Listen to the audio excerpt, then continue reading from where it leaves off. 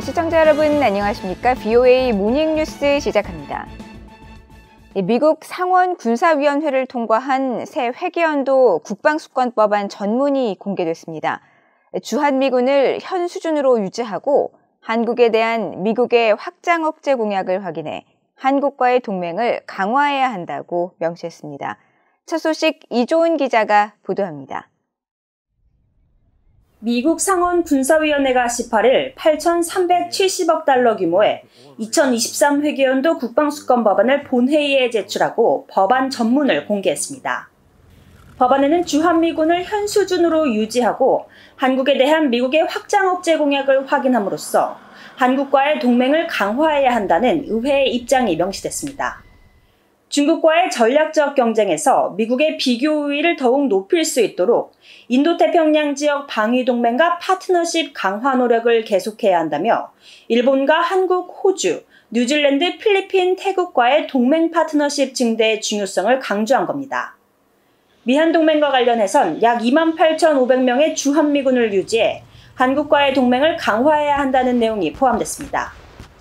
특히 평화롭고 안정적인 한반도라는 공동 목표를 지지하기 위해 1953년 10월 1일 워싱턴에서 체결된 미한 상호 방위조약에 부합되는 미국의 모든 방어 역량을 사용한 미국의 확장 억제 공약을 확인함으로써 한국과의 동맹을 강화할 것을 주문했습니다.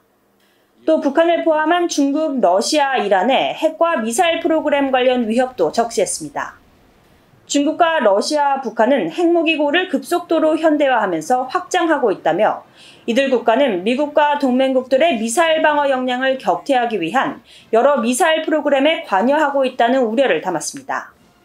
이어 이들은 이런 역량을 미국보다 더 큰 규모로 배치할 것으로 예상된다며 이런 역량의 불균형은 본질적으로 불안정을 야기하며 미국과 동맹국들의 안보와 전반적인 세계 안정화에 심각한 위험이 된다고 지적했습니다. 앞서 하원 본회의를 통과한 국방수권 법안에도 주한미군을 현재 수준으로 유지하고 한국에 대한 확장 억제를 강조해야 한다는 조항이 포함됐으며 미국이 직면한 위협으로 북한 등을 지목하면서 대응의 중요성이 강조됐습니다. It is a very dangerous world. We face threats from China, Russia, Iran, North Korea, transnational terrorist threats. It's our job that our country, to make sure that our country is ready to deter those threats, and that is our main focus. 이번에 상원과 하원의 국방수권 법안에 모두 담긴 확장 억제 관련 조항은 미한 정상이 지난 5월 정상회담에서 미국의 확장 억제 공약을 재확인한 가운데 나온 것이어서 주목됩니다. 국방수권 법안은 상원과 하원의 조율을 거쳐 하나의 법안으로 다듬어진 뒤 다시 상하원 표결에 붙여지며 이후 대통령의 서명을 거쳐 발효됩니다. VOA 뉴스 이조은입니다. 한국의 윤석열 정부가 지난 5년간 공석이었던 북한 인권대사를 임명한 데 대해 미국의 인권 전문가들은 잇따라 환영 입장을 밝혔습니다. 이들 전문가들은 미국 바이든 행정부도 더 이상 지체하지 말고 조속히 국무부 북한 인권특사를 임명할 것도 촉구했습니다. 조상진 기자가 보도합니다. 로버트 킹 전 국무부 북한 인권특사는 5년 만에 한국 정부가 북한 인권대사를 임명한 데 대해 환영의 입장을 밝혔습니다.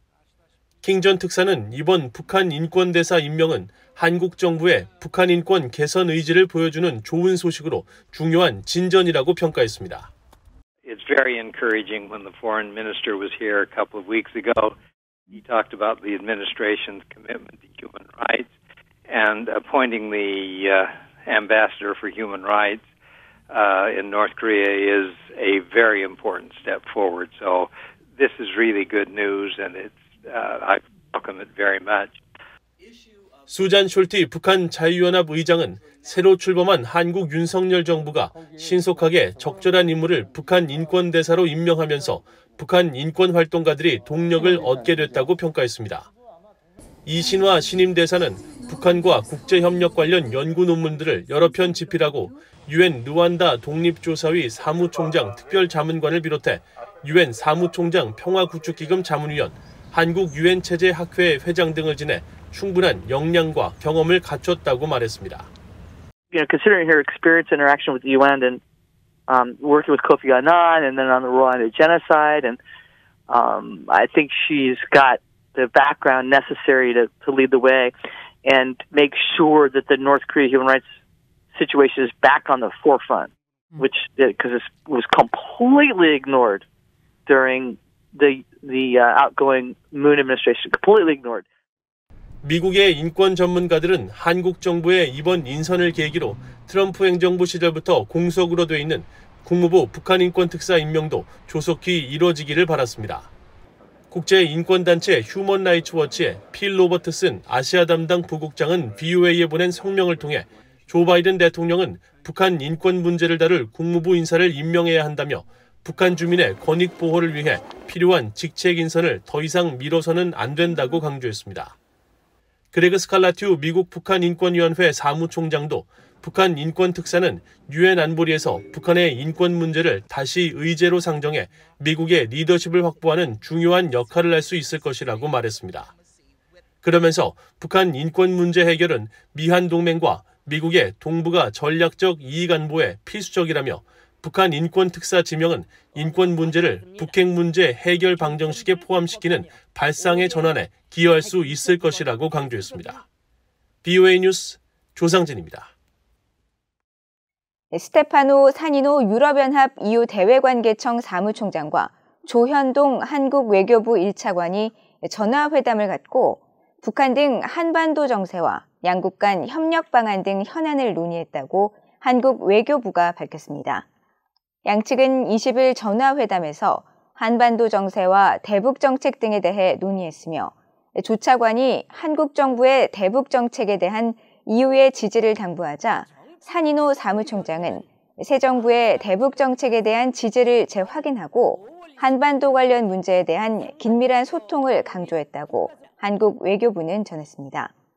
또 양측은 인도태평양 지역에서의 협력의 중요성을 강조하고 개방성과 포용성, 호혜성을 바탕으로 인도태평양 지역에서 협력을 확대하기 위한 방안을 모색해 나가기로 했으며 이어 러시아의 우크라이나 침공 사태로 인한 식량 에너지 위기 등에 대한 우려를 공유하고 평화적 해결을 위한 국제사회의 단합된 노력에 지속적으로 동참해 나가기로 했다고 한국 외교부가 밝혔습니다. 북한이 20년 연속 최악의 인신매매 국가로 지목됐습니다.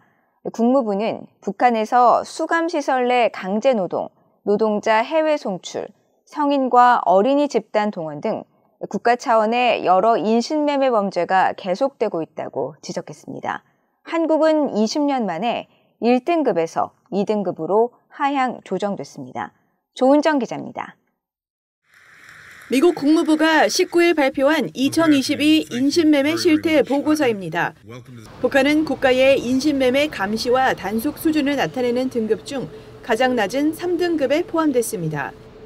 국무부는 보고서에서 북한 정권이 인신매매 퇴치의 최소 기준을 충족하지 못하고 있다며 신종 코로나 바이러스 감염증 상황을 고려하더라도 북한은 이와 관련한 상당한 노력을 기울이지 않고 있다고 밝혔습니다.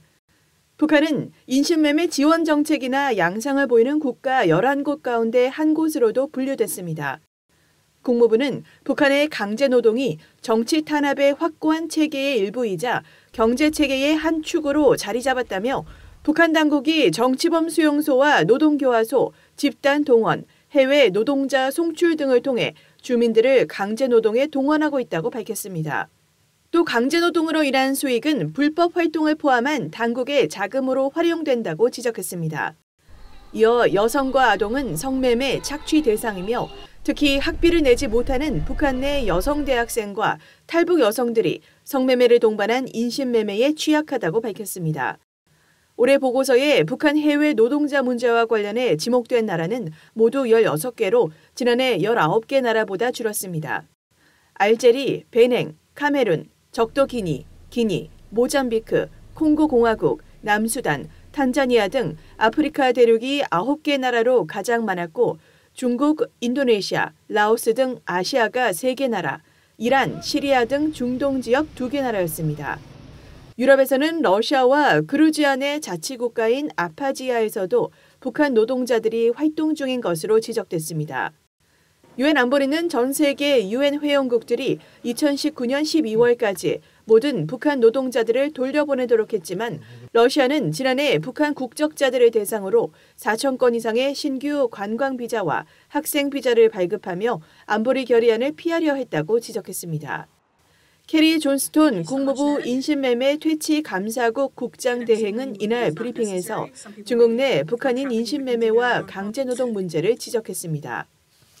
We have raised for many years, both in our diplomacy and in the Trafficking in Persons report, our concern about trafficking and forced labor specifically of North Koreans within China. We have documented that for many years and we will continue to do so as long as the practice continues. 한국은 올해 20년 만에 처음으로 인신매매 방지와 관련해 2등급에 포함됐습니다. 국무부는 한국 정부의 인신매매 근절 노력이 예년보다 부족하다며 2020년과 비교해 인신매매 관련 기소가 줄었고 외국인 성매매 피해자와 관련한 오래된 우려에 대응하지 않았다고 지적했습니다. VOA 뉴스 조은정입니다. 한국 법무부가 지난 2019년 탈북선원 강제북송 사건 당시 문재인 정부 청와대의 요청을 받아 법리 검토를 진행했고 북송에 법적 근거가 없다고 판단했다고 밝혔습니다.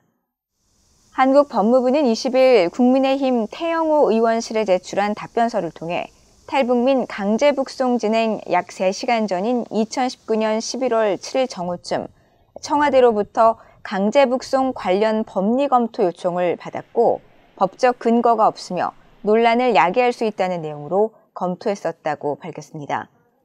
이 같은 법무부의 입장은 앞서 문재인 정부의 청와대 국가안보실장을 지낸 정의용 전 실장이 지난 17일 입장문을 통해 강제 북송은 여러 부처가 협의해 법에 따라 결정하고 처리한 사안이라는 주장과 배치되는 겁니다.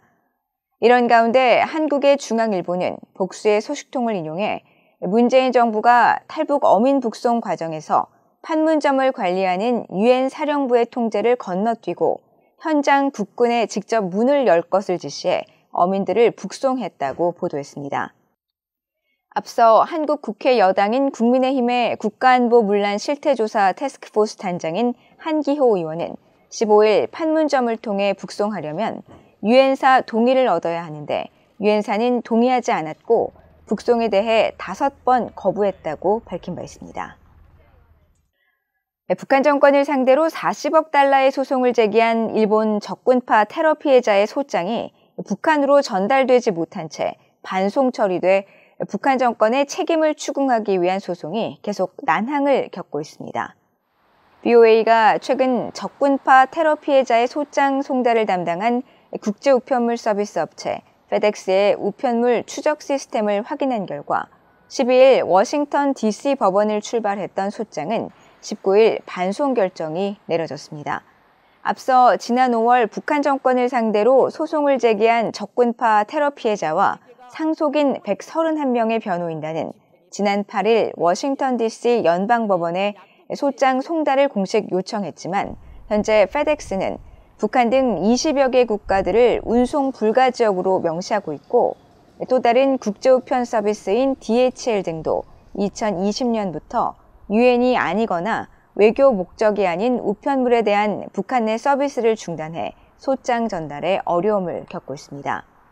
일본 적군파 테러 사건은 적군파 요원 3명이 1972년 5월 이스라엘 텔아비브 공항 구내에 수류탄을 투척하고 자동 소총을 난사해 26명이 사망하고 80여 명이 부상당한 사건으로 북한은 적군파 테러 모의를 돕고 테러범을 훈련시키는 등 사건의 배후로 지목됐습니다. 이상으로 BOA 모닝뉴스를 모두 마칩니다. 시청해주신 여러분 고맙습니다.